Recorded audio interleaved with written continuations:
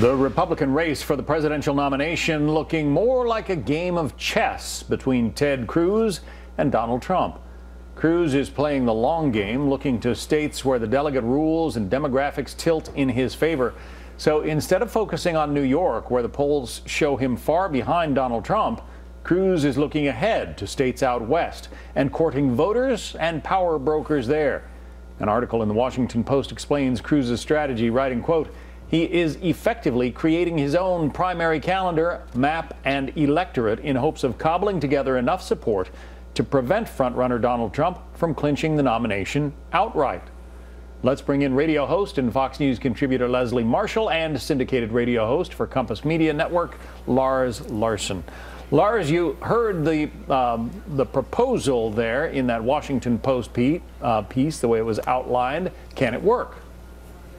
Well, I hate to let math get in the way of a good theory like that, but we all know that Senator Cruz is going to have to close about 88% of the remaining delegates, and that just isn't mathematically likely. I'm inclined to use a sports analogy, but it's not going to be there. So effectively, Senator Cruz will play exactly the role that the establishment GOP wants him to play. Spoiler to Donald Trump, since the establishment doesn't like either one of them. Now, you know I'm a Trump proponent, but Trump is going to do very well in the colonies. Once again, America's colonies in the upper Northeast are going to save the day. Look at the numbers in Maryland, where Cruz is running third in the race. He's down in the teens, and Trump is going to do very, very well. I don't think Senator Cruz is going to be able to get past that, and all he manages to do, if he does it, is prevent Trump from arriving with 1237 this summer. In our first hour, Leslie, we showed a poll that has Trump up by 13 points over Ted Cruz among likely Republican voters, but the margin is shrinking.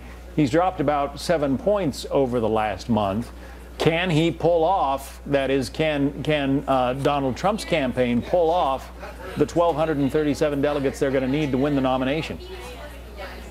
I don't know, especially with the strategy of Ted Cruz and his campaign and the experience this guy has as a politician. You know, Donald Trump said this is a rigged system, and quite frankly, it is in a sense. I mean, it is, like Lars said, a numbers game. So if you can't beat him, try and block him to push for a brokered convention. Sorry for all the B's there, guys. But with Ted Cruz, he has, he's an intelligent guy. He has a very strong, knowledgeable campaign, and as a politician, a great handle on the process. And quite frankly, that could put him in a position not to beat Donald Trump, but to block Donald Trump from getting the number, the magic number he needs to be the Republican nominee. So I think Ted Cruz is not only doing the only thing he can do at this point, but I think it's a smart strategy, because I just don't see the Trump campaign as knowledgeable with this process that is, in a sense, rigged. You know, Lars. John, I got to tell you, I think it's a foolish strategy, because here are two of the canards that we've run into in this campaign. Number one, that Cruz is anti-establishment. This guy went to Princeton and Harvard Law School, worked at the White House, FTC, Solicitor General, and all the rest of that. He's about as establishment as they come. Only in the last few years as a senator, his speeches indicate he's anti-establishment. And yet he's playing the pawn to the establishment GOP. He's blocking the guy the establishment hates the most, Trump, but that doesn't mean he's going to get the nomination either. Yeah. So both of them will get thrown off the stage. So Trump only succeeds in helping the establishment that he supposedly opposes. Trump obviously is expected to do well in New York, his home state. Here's what that Washington Post article goes on to say about Cruz's hopes to use another large state to block him. The Cruz campaign believes it can energize a Republican base in a state, California, that hasn't had a leading voice in the GOP presidential primary in decades. What about that, Leslie? Can California do for Ted Cruz what Donald Trump expects to do with New York?